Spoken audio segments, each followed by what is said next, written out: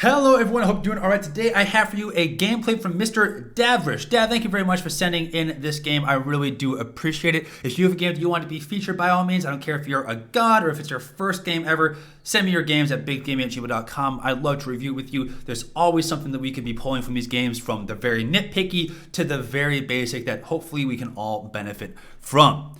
So, thank you very much, Dav. First, our longtime listener, first-time caller, dude. I really do appreciate it. Let's jump right into it. The first thing we notice here is that he's making a truly catastrophic mistake here, and we can tell that he has Karaga the Unyielding's hat in his inventory, but he's not currently wearing it. This is a crime, so head on over to the outfitter and get that fixed ASAP, my boy. It's just mandatory, right? I don't want you getting arrested for this. So, everything else though looks good. His gear looks fine. Fair, fantastic. There are kind of like three general concepts that I want to discuss in this video. The first is the idea of multitasking and clutter in PvP.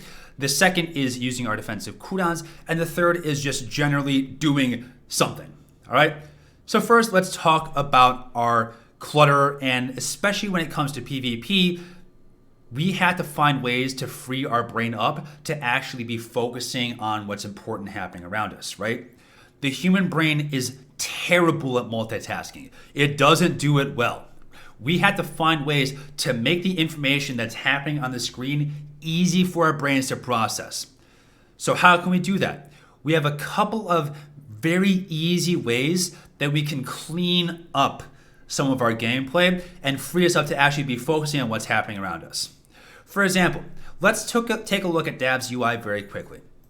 Right now, where is the usable parts of the screen for processing information? Where can we actually see what's happening around us? It's happening within like this box right here, right? Or generally within this box is where we can see people that we're actually to be hitting. That leaves all this extra space that we have lost because of our UI, all right? So what do we need to keep from these UI pieces? We need to keep our grenades, very optional, but I like to keep the grenades on me. And we need to keep our MEDPACK and ADRNALs. That's it. The rest of this, all this extra bar can go. All this bar can go. Our objective markers can go. Our chat can be bumped back into the corner here. This bar can go. This bar can go. This bar can go. Our health bars can get bumped up here with the rest of our chat. And suddenly we will have freed up all this extra space where we will be able to process information from about here all the way across to the other side. And we have freed up all this extra space for our brain to actually be noticing people and things around the map instead of being currently limited to this little space right here. Now, I understand how this happens, especially, it looks like he's an RPer because he has all of his fun little toys over here. Fantastic, have fun. But just make a second UI that says PvP in it, and you can eliminate all these little distractions that are getting in the way of your brain processing what's happening around us, right? So let's get rid of all this stuff. Let's keep our ADRNALs and our grenades, and then we should be ready to rock and roll and make the information just easier to process for our brain, right? So that's the first idea of cleaning up the clutter. The next kind of like part B of our attention span concept here is Dav is currently clicking. Now clicking, I don't have any problem with people that want to click, especially in like regular content, totally fine. But if you want to take the game to the next level, you need to find a way to remove some of the clicking. I'm not saying you have to blind everything to every single hotbar, but let's find a way to reduce the amount of time that we're staring at the bottom half of our screen. Because if we're clicking, right, we have to be paying close attention to where our mouse is ending up within this bottom bar. And remember, we talked about double task, multitasking, brain's not good at it. So we're spending our entire time focused down here in this bottom bar, trying to see what button we're gonna click next, making sure we're clicking the right one. It's all time that we're spending down here, focused on what abilities we're gonna be clicking, instead of freed up to study what's actually happening around us, right? Now, most specs in the game can be played with about 5 keybinds. It's not going to be perfect every single time. You're not going to be the most optimal as if you were binding everything, But just start off basic. Find your 5 key abilities that are going to really make the game easier to play, and it frees you up to focus on the rest of the encounter. So I'm gonna go 6 because I think Dav can handle 6 abilities here that we can keybind. Let's keybind. Oh, let me pause the video very quickly. 6 key abilities. First, we're going to keybind all 3 of our dots. We're going to keybind our Cauterize, our Overloaded Saber, and our Force Melt. That way, anytime we're hopping onto a target, we don't have to worry about thinking where our dots are to apply that to the target. We can just boop, boop, boop, 1, 2, 3, all on the target very easily. And that way, we're a dot spec. Let's get those dots rolling very quickly. The next 2 damaging abilities that we want to have here is our Saber Strike, or our Strike, big filler strike, which is pretty fantastic. This is our primary filler ability, and so instead of sitting here trying to click back and aim to actually click our strike, we can just be spamming the 1 key anytime that we have our dots on the target to kind of fill in that damage. It's going to free up a ton of time for us to be staring at what's actually happening around us. And then let's take Merciless Slash as well as kind of like our 5th key damaging ability. Very hard-hitting ability. We want to be smashing that as often as possible. Let's make it easy to smash and put it onto a keybind. So those are our 5 key keybinds, as I might say, for our offensive abilities.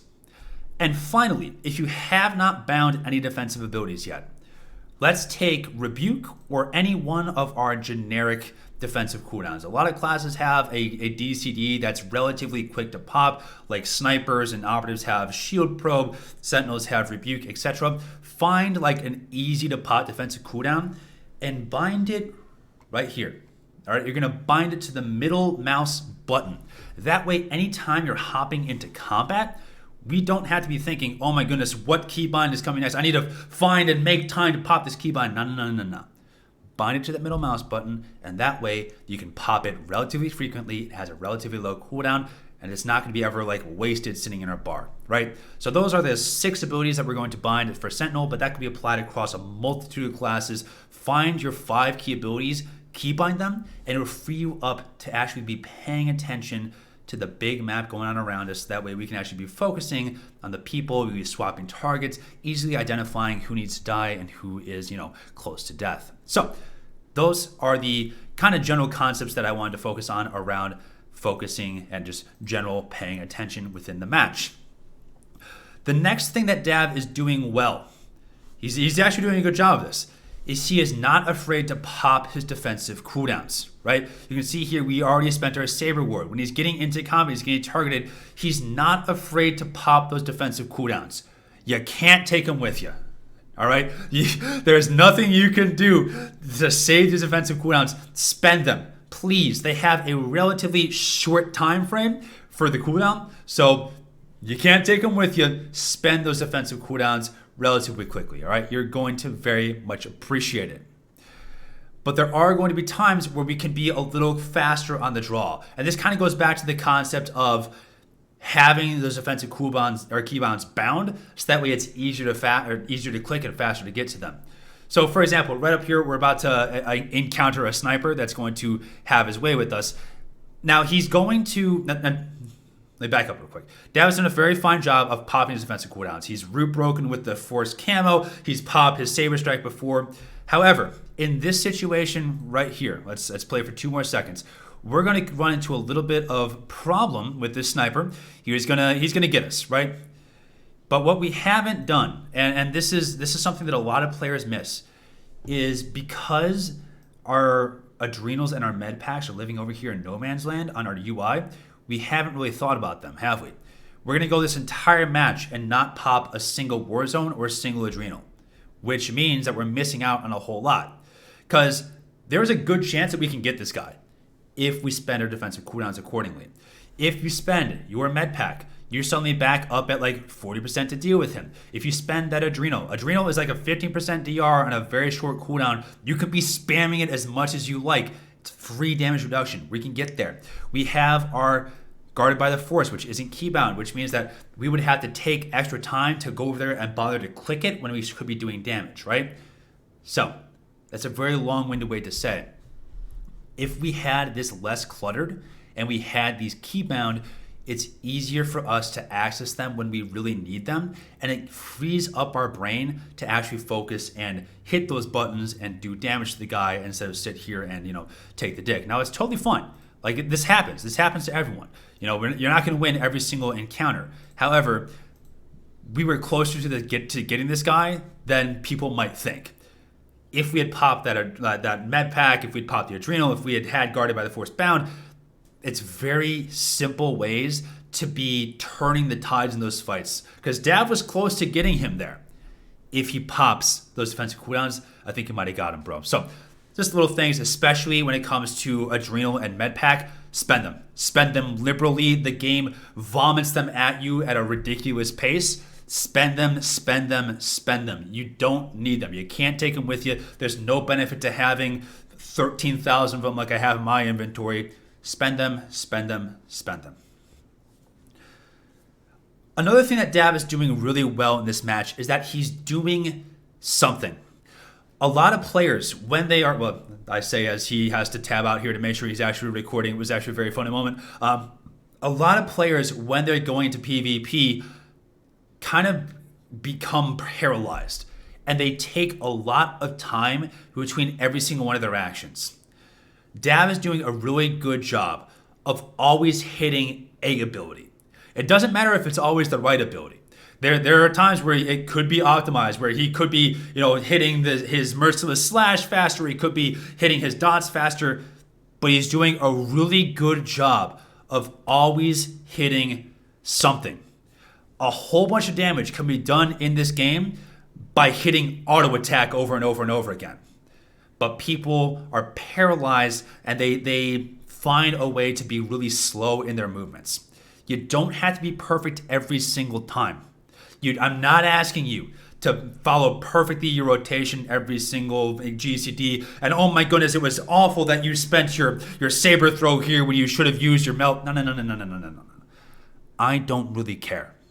If you're just getting into it, follow Dav's example. I don't care if you're hitting the most optimal ability every single time. He's always hitting something. And just by hitting literally any ability every global cooldown, you will find a way to do a whole lot more damage than if you were hitting nothing. So kudos to Dav, something that we can all take, always be hitting something. And you're gonna notice that because he was always hitting something, it makes it a lot easier to survive. And I'm not going to nitpick and say, oh my goodness, that guarded by the force could have been spent better. Hold up, like right now, let's take a look. He spent his guard, he spent his saber ward. He's popping his defensive cooldowns in a way, even though they're not the most, you know, they don't have to be optimal every single time. He used them. It's especially if you're just getting into it, follow his example. He's using them. Doesn't have to be perfect every single time. Just hit something. Now, this is a very specific example. Anytime that you're guarding a defensive node, I don't care if you're a melee, I don't care if you're a range, we're gonna make a small mistake here. All right, give me 2 seconds. You're about to see what's going on here. If you can spot the mistake right here, congratulations. But when we're guarding a node, we don't want to be standing right on top of it, because here's why. My man's about to get sapped. He's about to get sapped in about 3 seconds, if I remember the video correctly. Maybe an extra 2 seconds. I don't remember the video correctly. It took longer than I thought it was going to. This is real shit. Okay, he's sapped, right? He has to spend his breaker. And now he's going to come here and hit this guy. He's going to stealth out, and now he's going to be sapped again. What went wrong here? When you're defending a node, we don't have to be standing right on top of it, because we have 30 meters of range on our leap. We have 30 meters of range on our saber throw. And even if those abilities aren't on cooldown for any reason, we have 6 seconds to get to the door and touch the guy, right? We don't need to be standing right here next to the node. This goes for hyper gates, this goes for automatons, this goes for void stars. You don't have to stand right here. We can be standing a full 30 meters away. And what that's gonna do is right over here is kind of like the danger zone where he can sap and cap us very easily. The Sin, as he did right here, sapped us and capped us within 2 seconds, and now he can just sap, turn around, hit the cap button, and there's nothing we can really do. We have to spend our breaker. We can't really get to him very quickly because we're sapped. There's nothing we can do. If we stand all the way out here in 30-meter land, this is the golden zone, right around 30 meters, because if the Sin saps us, he has to take the extra time to run over to the door and cap it, and by that time the sap will have worn off. So I don't care if you're melee, I don't care if you're ranged. If you're defending a node, stand at like the 30-meter range. Otherwise you run into this situation and it's just a bad time for all of us. And this is actually kind of hilarious. If we watch the sap happens, he breaks, he tries to stop the cap from happening, fantastic. And our friend here is he's really thinking. He's really thinking about it. Oh, there he goes. You can't rely on your teammates at all times, all right? So this could have been avoided if we had been standing about 30 meters away. I don't blame him for the situation. The tank was having a grand old time. That's fine. It happens. It is what it is. But for next time, if we position better, we don't really have to be worrying about the stealth cap happening. So those of you who are ranged, melee, etc., stand at like that fat 30-meter range, and you're doing a whole lot better. Looking back at the rest of this gameplay now, you're gonna see he's always clicking something. Even if it's not the most ideal button every single time, he's always clicking something and finding a way to put out any form of damage, which is totally acceptable. You don't have to be perfect every single time. But think of all the time that we're spending looking down here, trying to focus on making sure that we're getting within range or trying to make sure that we're finding the right people. This is all time that if we had keybound, we could actually be looking up here and paying attention to what's happening around us instead of just, what damage button am I pressing next? So those are just tiny little nitpicky details that we can be making the most of as we go on. You see here, sometimes his computer is going to crash. That's unfortunate. I thought for sure he had been kicked from the game, but that's, sometimes it be like that, my dude. So what have we covered in today's video? The first, reducing the clutter, all right? Clean up that UI. Make sure that we can bind our key abilities so that way it frees up our brain to think about what's happening around us. Very easy steps that we can all take to take our gameplay from where we are to the next level. Now he's gonna run off and do damage here, which is, go do you, King. All right, go do you. I don't really care at this point in the game. I think we've kind of won already. So you don't have to be perfect every single time in decision making, which leads us into our second point of do something. Do something, do something, do something. I don't care if it's the perfect ability every single time, just be hitting some sort of ability. Third is our defensives. You can see here, he is very active in popping those defensive cooldowns. They don't have to be perfect every single time, but he's spending them and getting some use out of them until he got knocked off the bitch. But that happens, that's fine. One thing that, Dav, I want you personally to be working on is using your camo to get out of trouble. A lot of these situations, we've spent our camo to break routes, which is totally fine. It's totally acceptable. It's a route fiesta right now in PvP. However, for all you Sentinels out there, find a good reason to be using your stealth outs and don't let it just sit there idly. A lot of players will die with their stealth out still available.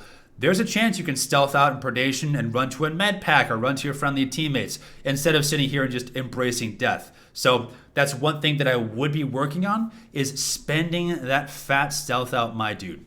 Because there's a lot of situations where we could have been stealthing out and running away and getting away from some of this trouble. For example, on the bridge, we had our stealth out still available. We have the sniper and the guardian. They're going to sit there and try to knock you off because it's always hilarious.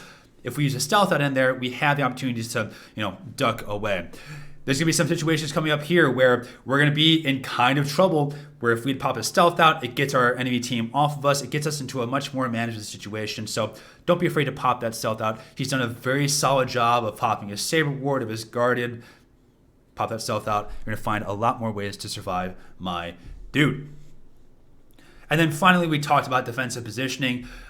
Don't stand next to the door here at all times. Stand about 30 meters away. You can always leap in. Every single class has a 30-meter leap of some kind or a 30-meter damaging ability.